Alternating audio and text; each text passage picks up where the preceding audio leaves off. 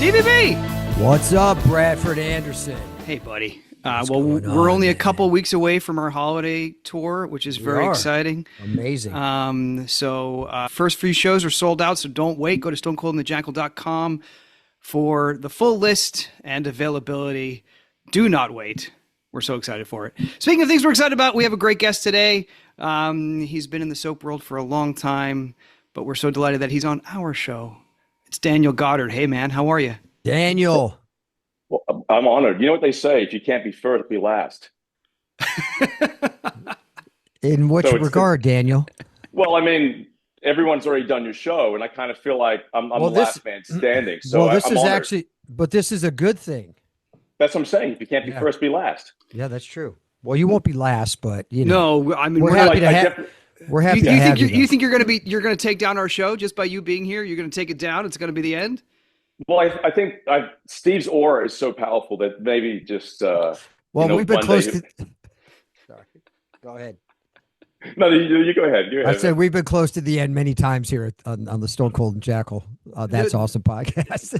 We are like we're the cockroach of. They're trying to shelve us. We're the cockroach of podcasts. It's amazing. Yeah, like the Rasputin of podcasts. That's right. That's right. Let's get into the questions.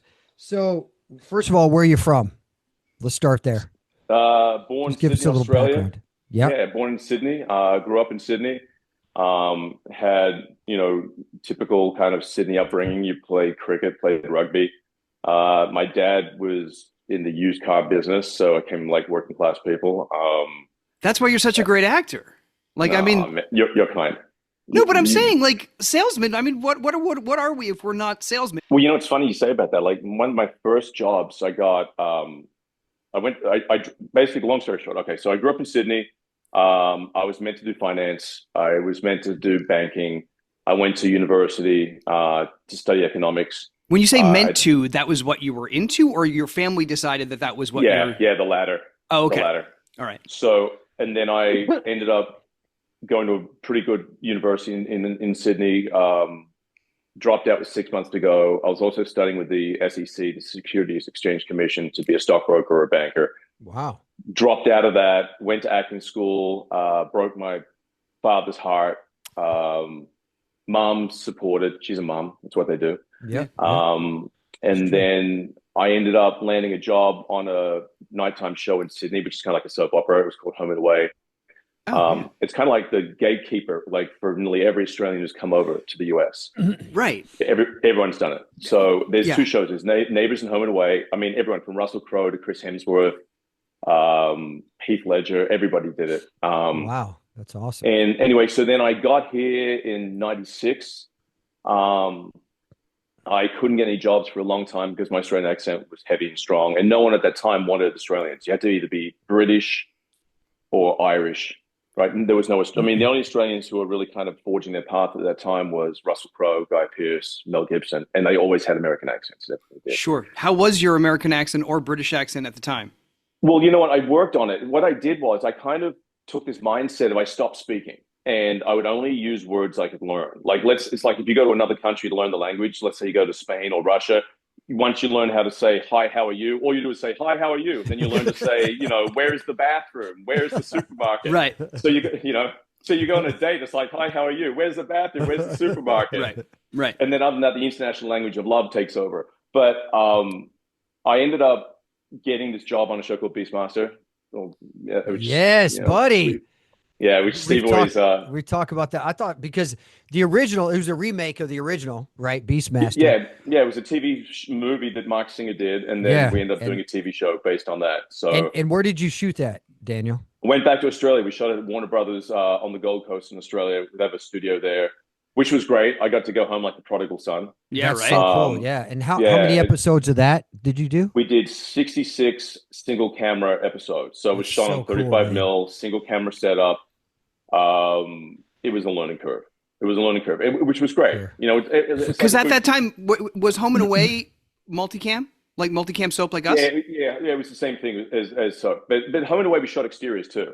Okay. So, but they'd still have multiple cameras set up, which you know what that's like. That single cam is fun, because you have more time, but it sucks because you're never getting off the other person at the same time the real performance. Totally. You're shooting coverage, and there are some actors and some actresses, as you know, that when the camera's not on them, it's like, I love you, please don't leave me. And you're sitting there like, you're trying to like, but be a real Daniel, isn't that a skill in itself? Yeah. Like, isn't it crazy though? Because when I was doing The Last Castle, I was going to say, seriously, with Redford wasn't there for me. Yeah. Like his guy was there. I know. Isn't that shocking? Right. You know what I mean? It's so shocking. it's like, it's shocking. It's kind of the norm though. I think more if you don't see their not. face, sometimes you don't even see the other actor. I know it's so crazy, but yeah, go ahead. But what's interesting about it is you become really technical, where you'll start saying to yourself, okay, you'll go to the continuity person or the director, and you'll be like, what take of that person are you going to use? You so you can match energy. That. Yeah, so after you do it, you say, what's their print take? We're probably going to print 4, because we probably get like 7, 8 takes per thing, because we had time. We shot an episode in 10 days. As opposed to shooting, what do you guys do on GH? We're probably one and a half. 7 episodes in 4 days. 8 or 9 in 5 days. Yeah, it's insane. So you start to get really technical, but then what happens is you start analyzing yourself, and then so you're acting and you're not in the moment. You're kind of going, okay, they did that in this moment, so I've got to react this way because the person reading off me right now is not giving me that. So you start getting really in your head. But ironically, then when you watch it back, you go, oh, you'd never know. So it's in your head, and maybe because you're thinking so much, it looks like your character's thinking in the moment, therefore it looks more real. So, and then anyway, so I watched everything in Beastmaster. I watched the dailies and the rushes because I really wanted to learn the craft of because you do things that you don't realize are horrible habits. Like you might, there's a lot of actors, you see them on soap all the time. They're hand slappers. They'll start talking and they start doing and they start slapping their leg. It's like this weird habit. You'll see, just watch it, Everybody, like when you're watching it, you'll see in a wide shot, they'll talk, they're slapping legs. So I realized things I was doing that I thought, why am I doing that? That doesn't look good. So I stop it. And I realized what looked good, what didn't look good. If they're shooting an MC, like a tight close-up shot, you can't be all like this. If it's a loose shot or a Cowboys, you can be a little more of that. So I kind of learned the craft of it. And then when I got to daytime, all that just went out the window.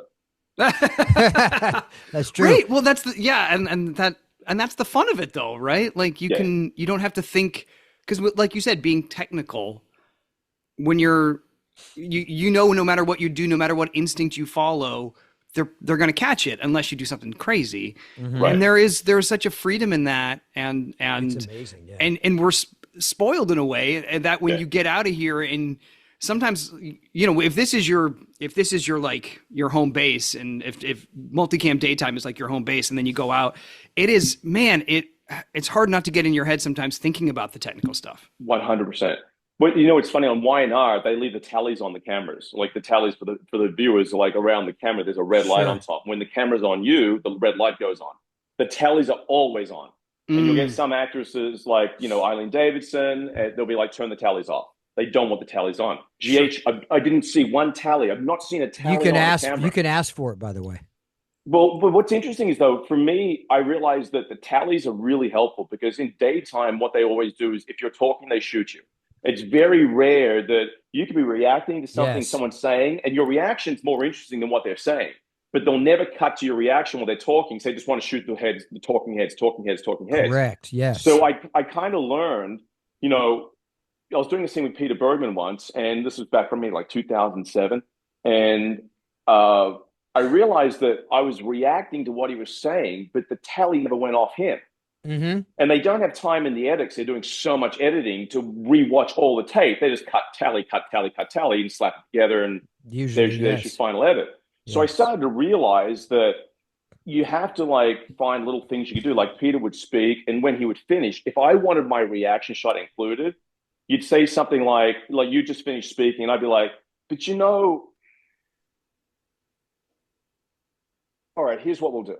And then you realize that as long as you don't go, beat, don't move, because then they'll cut off you, cut back to him, and cut back to you. If you give them no cut point, where it's like you're over here doing something, and then they realize they can't cut around you, sure, you force them to stay on you, and therefore you get the reaction shot you wanted while they were speaking on your side of the camera. So it comes across as, oh, he's really kind of thinking this and thinking that's how he really feels about it. So I kind of took that technical side into Y&R. And then at GH with no tallies, I kind of just forgot about it and just played the scene. It's interesting though. Yeah. Sorry, Brad. Let me just piggyback off of that, Daniel. You're right, because a lot of times, depending on what director's in there and how fast they do line cut it, like you could have had a great reaction to something, and they cut to you 3 seconds later or 2 seconds later and completely miss it.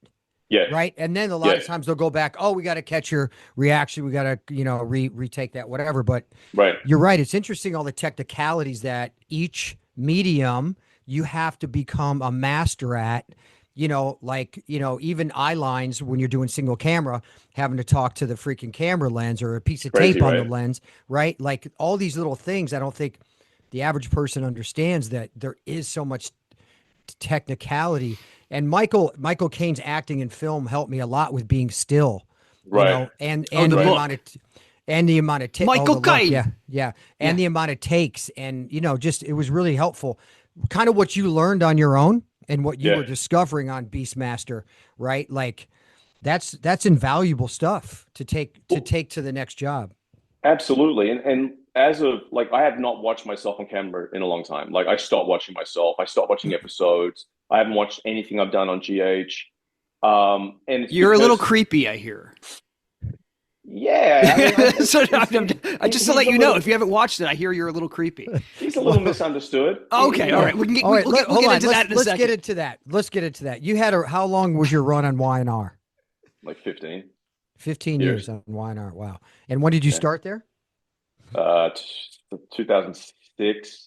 It started 2006 to 2020, so 14 years. Yeah. Wow, that's amazing. A lot of change in those. What a run! I mean, because I started GH 2006, and I feel like the end of the 2010s were still kind of like we had marketing budgets. I know CBS has had a marketing budget. Maybe they still do. I don't know.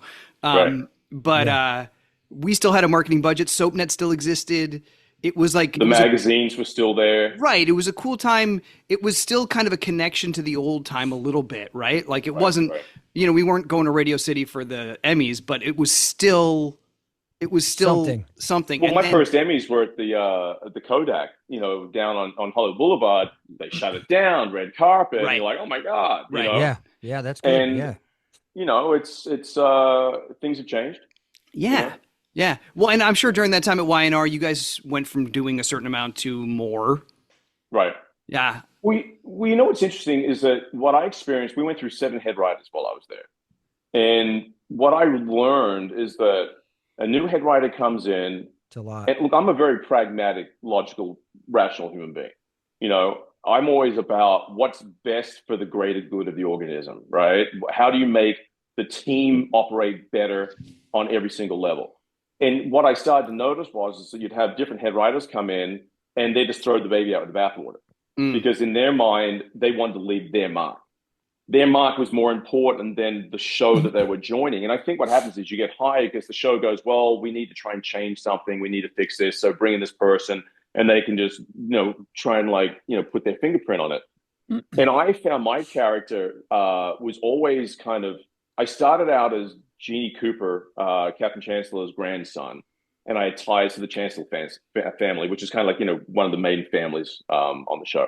And then Jeannie, ironically, in 2009, she pitched to Maria Bell the idea that I was an imposter and I wasn't really the grandson. So all of a sudden they went with that and they kind of pivoted everything. And I found I was always on an island where the new head writer would come in and I didn't have that legacy sort of tie into families. It's like I didn't have the Nick Newman tie-in or, you're an Abbott tie-in, Yeah. So I always found that I always felt like I was skating on thin ice. I started really trying to protect the character. And that kind of then started to change the way I'd play scenes because I'd have one head writer come in. We had one come in, Hogan Sheffer. I don't know if you know Hogan Sheffer. He's kind of went through all these soaps. And he wanted me to do something as my character. I was like, no, I can't do that. And, it got a little kind of like, why isn't Daniel is doing what he's told to do? And I kind of felt at the time that I'd already seen 3 head writers come through, maybe 4. I thought this is going to come and this is going to go, but the mark and damage is going to do to my character because my character was a very loyal, loving, supportive, dedicated good guy. Kane was the good guy. He never did anything untoward. We never slept with anybody else, nothing. He was dedicated to Lily and his kids and his family. And that's what the audience gravitated to. That's what they loved about the character. So, I started getting these storylines where it's like, why would I go and do that? It's out of the blue. And it's like it's almost like a moment. But those moments come and go. And they do, I think, more damage than good in the long run. So yeah, they're found just to be very difficult. Yeah. Yeah. Sometimes it's just a gimmick. Right. Right. To get a reaction, to get the fallout, right? They're more concerned about what the fallout's going to be than what will happen to your character long term. Or the damage. Which I see long term the same way. Like, let's say I'm not saying, for example, I'm Tom Brady, but if you're the quarterback, all of a sudden they go, every time you're going to get the ball and you're going to be a running back now. Eventually, it's not going to do the team well. It doesn't work well. It's like once True. I look at things like everybody slots into a place. Like there's no other Steve Burton. There's no other Bradford Anderson. You guys are on the show. You've made your mark. And the goal is, how do you make Steve and Bradford the best they can be? Because when they're the best they can be, then the show is the best it can be. Yeah. Sure.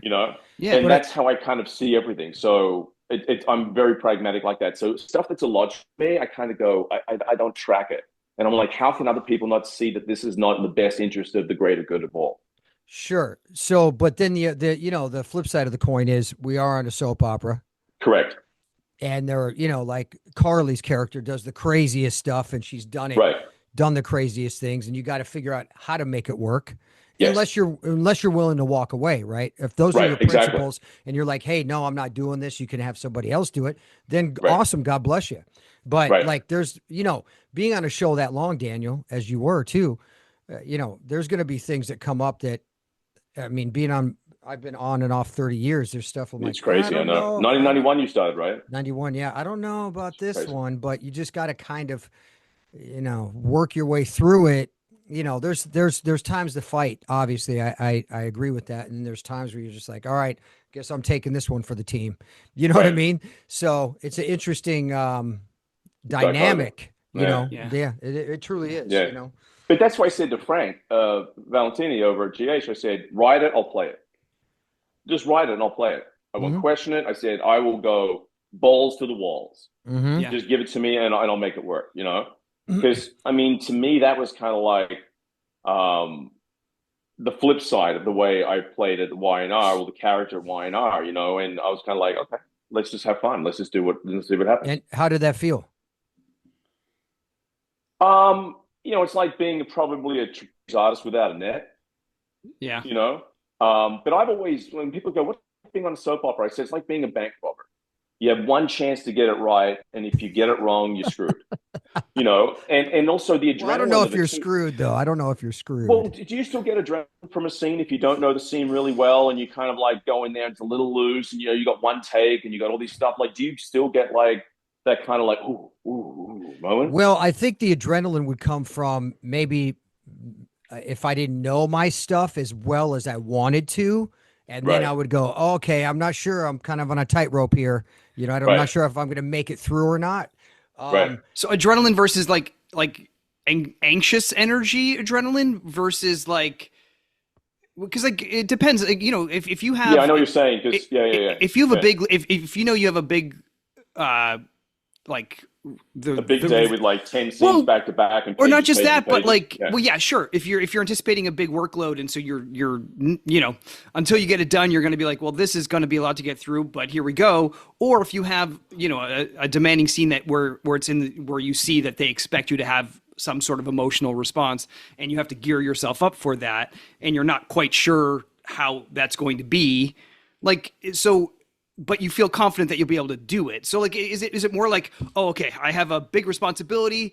I know I can do it because I'm confident in my craft, but here we go. Or is it like, is it more fun for you to come in maybe like, oh, I got this, but let's make it a bit of an adventure and let's see if okay.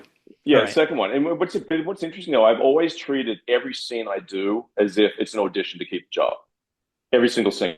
I've never had one scene that I've ever done where I've like just check it off, it's come and gone. Check it off, it's come and gone. It's like this is my audition to keep my job. This is my audition to keep my job. This is my nonstop every time I do a scene. And I think it's that mindset that kind of makes me kind of like get that kind of buzz out of it. Okay. You know, it's like Steve, when's the last time you guys walked in an audition for somebody that you actually walked into a stranger and had to like read opposite someone and do it for the first time on something else? Have you done that recently? No. How did you get? Oh, you're Steve Burton. No. Castle, you auditioned for that? Oh, the Last Castle. Yeah, I auditioned for that, but I don't really go on auditions anymore. So I haven't been in the room auditioning for, since I got those jobs. Auditioned for Dalton on GH. I came in and I auditioned with was in the room, Mark Tesh was in the room, everyone was in the room. And it was such a strange feeling. It was really weird. And I was nervous about it. Yeah. And I was really nervous because, the way I like to act and the way I like to play storylines or scenes are the opposite. I learned this on Beastmaster. In Beastmaster, you would start doing, in the first season, like come up against the bad guy. It's like, you're the bad guy. I'm the good guy. You can't beat me. Right? It's kind of like maybe towards the end of season 1, I call it like laugh in the face of death. Like he's like, I'm going to rip the skin off your body. Okay, all right, have fun doing that. It was more interesting than like, no, you're not. You can't rip the skin off my body. Right? So like I'd always try and find a way to play the opposite of the way the scene's written. Sure. And if you've got a director that lets you do that, or a producer who doesn't go, no, you've got to be really mad in this scene. Like you want to play it like you're not mad, like you're almost like entertained by it. But then when you go in an audition, and I was reading opposite Laura, I read for Brennan, the one that Chris McKenna got. Right. I kind of played it the opposite of the way Charles Measure and Chris McKenna are playing it. Mm. I just thought it was more interesting. But the tough thing is they're going to watch what you do and go, well, that's not the character. But hopefully you've got a director in the room or a producer, which Frank was like this, or Teschner, where they'll go, okay, I love what you did. Now, can you try it this way? But you don't get that often where someone's going to go, oh, I can direct, and they'll go, oh, he's just not right for the role. Because their vision was a completely opposite version of what you gave them. So that was what I was nervous about, because I wanted to play it my way. I didn't want to just go in and do in the narrative, it says, he's angry. He's mad. He's jealous. I mean, that's boring to me. Yeah. Yeah, no, I get it. Well, we do have a couple listener submitted questions. So, but I thought this would be, so I guess so this one's from Therese. She wants to know if your character could have scenes with another character that is not currently in his orbit. Who would you like to work with that you haven't worked with, I guess? Oh, I mentioned you guys. That'd be fun. You don't have to say that, but yeah, go ahead. Well, I mean, look, I'll put it this way. Did you get to work with Maurice at all? Yeah, so far I had one scene with Maurice. So, okay. I mean, he's a phenomenal actor. Yeah. Phenomenal. I'd like to know his process. Like, if he learned his dialogue, and once he's learned it, it's effortless to recall it. I mean, same with you, like both of you guys. Like, I'd like to know, like, I know we only have 30 minutes, but I am always interested in see actors' process of how they learn dialogue and how they release dialogue. Because you see, like Vince Vaughn to me is one of the best deliverers of dialogue you'll ever see. Mm. Like seriously, the way it just effortlessly just comes out of his mouth, and I like to try and get to that place where it's just like it just flows. Right. So, and for that, I have to be really tight on my dialogue. Otherwise, I can't play it the way I want to play it. But then there's not as much adventure for you. Right, exactly. I don't know. I mean, I think for both of us, we've always talked about how lucky we are that it gets in there pretty quick. And but yeah, I think we're always more prepared than not. Yeah. Usually, I can't speak for Maurice D. Maybe you can, but I feel like Maurice just is so solid in his character and in his place with his feet on the ground in that studio that I feel like sometimes he comes in and he's present and he just I think the evolution of acting on a soap opera is with that amount of dialogue. I'm saying that I remember when he would pull all his scripts for the week and literally sit in his bed Saturday and Sunday and learn the whole week. So Yeah. then all he had to do is refresh the day Yeah. before. Yeah. Right. So I was always the guy who had to do it the night before. If it was 30, 40 pages, do it the night before. I don't want to look at anything in the future at all. Now, I think if there's scenes that have way more importance than other scenes, which we know, you know, if Bradford and I have a 1-pager, we're probably not going to spend that much time on memorizing it. Right. If we had a 5-pager, you know, in the Brown Dog about his kids, we're going to know it really well and work through it. And so I think that's kind of where Mo is now, where he'll spend time on the stuff that needs, you know, needs the attention. But you don't see the start-stop. That's the thing about him that I find the best. No, there's no start-stop. No. It's between action and cut, there just is. Yeah. And that to me is the definition of a real craftsman. Yeah. Like you'll see like new actors, they'll come in and like all of a sudden. And one thing too I like to do, like as they count down, like 5, 4, 3, 2, I like to be doing something.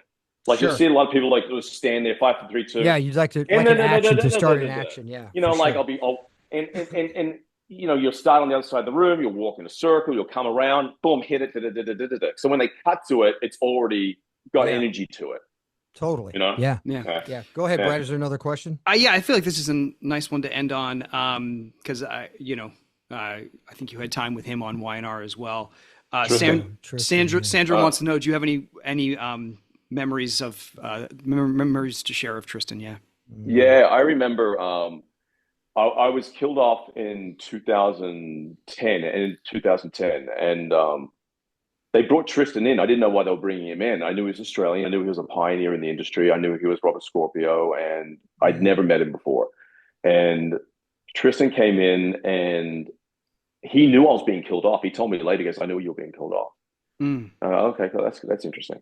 And anyway, I was undeaded, and they brought me back. Sure. So it was an as it happens. Yes. As it happens. Yeah. So, but then Tristan and I basically formed a very good relationship where we got to play 2 Australian like larrikins, like 2 Australian guys who'd be like dysfunctional, a lot of stuff in the past. And we got to play that, and they let us do it. And I always realized, you know, when you meet someone who's an icon, it can go one of 2 ways, you know, and with Tristan went in the right way. When I first got to LA, one of my first jobs, I was working in Denzel Washington's restaurant. It was called Georgia. It was on Melrose. I was a waiter there for a couple of years. And I waited on everybody between, you know, Kevin Costner, you know, Morgan Freeman, Mark Wahlberg, Steven Spielberg, everybody. Will Smith. And I can tell you right now, everyone that I was a waiter and I served, there was a great guy, still has a huge career. Everyone who was a complete a-hole, their career came and went. You know, and Tristan was just you know what he's like. He was just a gentleman and fun and loving and caring, and rest in peace. It's such a tragic loss. Yeah, man. Yeah. Awesome. So, yeah, we certainly miss him. Yeah. Well, hey man, thank you for taking the time. It's so nice to just talk shop with you and get to know you a little bit more. Cause I mean, I know you guys work together over in YNR, but as we've said, we've never had the opportunity, and hopefully. Hey, real quick, tell us about your app, Daniel. I appreciate that. So the app is called Disco. Okay. So Disco, it's DYSKO. It's in the App Store and the Play Store. It's a piece of technology that allows you to be in any space. Like, let's say you're at the GH fan event. If everyone's on Disco, you can open the app and it'll let you know everyone who's around you and what you have in common, because you use hashtags. So you can define yourself with up to 100 hashtags. Then the algorithm matches you with everyone in the room. So you're in a room full of strangers. No one's ever a stranger again. But the other part of the technology, we allow people to drop into any location. We're doing a big charity event in Canada on Friday. 4,000 members. That are going to be attending, about 500 in person. So anyone who's in the actual venue can open up the app. They'll be able to see who's around them, but also people who can't attend can drop into that GPS location. When you open the app, you just enter the location tab where you want to go, and then it'll drop you there. So instantly you can then meet and match with people just like you, drop into that location, or people who are actually there in person. So it's about building community. Because community was what I've realized through daytime. That's one of the things that inspired this. We do a fan event, and people would come to the front of the line going, you know, this person I'm here with now. I'd say, how'd you guys meet? They're like, I met him at a fan event years ago, you Yeah. know, or I just met them in line, but we love this character, this and that. But we realize we love these movies, we have these hobbies, we have these things in common. And we realize, how do you build community amongst strangers? So disco is all about taking strangers that can spend their day doing whatever they're doing. Like, you could be in a city like Toronto, Manhattan, like LA is not really like an epicenter of a city. And wherever you walk, you have a radius you set from 0 to 20 miles. So as I would enter your circle, we'd have concentric circles overlapping. I would get a push notification saying, Steve Burton's entered your radius. You have this many things in common. And then we have an AI messaging feature. So the AI messaging then lets me touch your profile, see all the tags we have in common, and then I can say, okay, I want to talk to Steve about General Hospital, podcasts, Formula One, MMA, UFC, and then the AI will write a message and deliver it to you. So it's an icebreaker. And to this point, we've got letters of acceptance from Southern University, Michigan University, Kentucky University to use it on their campuses. Awesome. Because they're finding that 35% of all kids now suffer from social anxiety disorder. They walk into the campus, they don't know anybody there, they're threatened by, you know, the fact that everybody's a stranger. COVID really did a number on that young generation. Yeah. So what they want to do is allow kids to be on campus. That's and awesome. Find out who they match with. And also, prior to going to the campus, you've never been to, say, NYU before or Southern University before, you can drop into the college before you get there, meet other people just like you. So on the very first day, you've already got your friends and you got your group. So that's what disco awesome, does. Daniel. Yeah. Nice. So it's kind of like my passion. That's awesome. Man.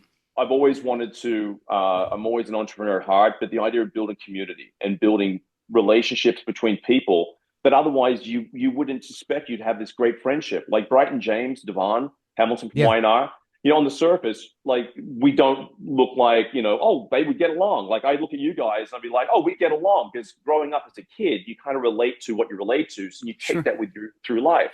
But Brighton and I have so much in common. We're like the same brain in a different body. So what the app does, it allows people that never would go, I would have anything in common with that person, to be able to say, oh my God, look how much I have in common. And you get to build these relationships. Super cool, man. Yeah, DYSKO, App Store, Play Store, download, it's free. I'd love to. I remember hearing the synthesis of this, because we had Brighton on our pod pre-COVID. Yeah, right. And I think he was talking about it then. Is that possible? Yeah, for sure. Yeah, we launched an AR version back then. So you hold your phone, you'd look at the camera, you'd see the people walking around. As you walk around, you have an AR profile, avatar float above you. Yeah. We moved out of AR because basically AR moved away from where things were going and AI came in. So we did a pivot, and we kind of like, we're in Mac base now, but we're very excited about it. We have a lot of really strong relationships. We're set up. A lot of convention companies want to use the conventions. Yeah, it's a great idea. Otherwise you go to a convention, you don't know who's there. You walk around, you don't know who the vendors are. So it's all about streamlining deal flow, matching with strangers, and just basically building community. Hey, man. That's awesome. Awesome. Yeah, thanks for asking. I appreciate it. Yeah, brother, that's great. I think it's an amazing idea. Thank you. Cool, man. Well, again, thanks for taking the time, and Pleasure. We'll see you around. Yes, all right. Thank you, Mike. God bless everybody. Thank you for you. your time, and I'll have to get you guys on disco, all right? Sounds good, man.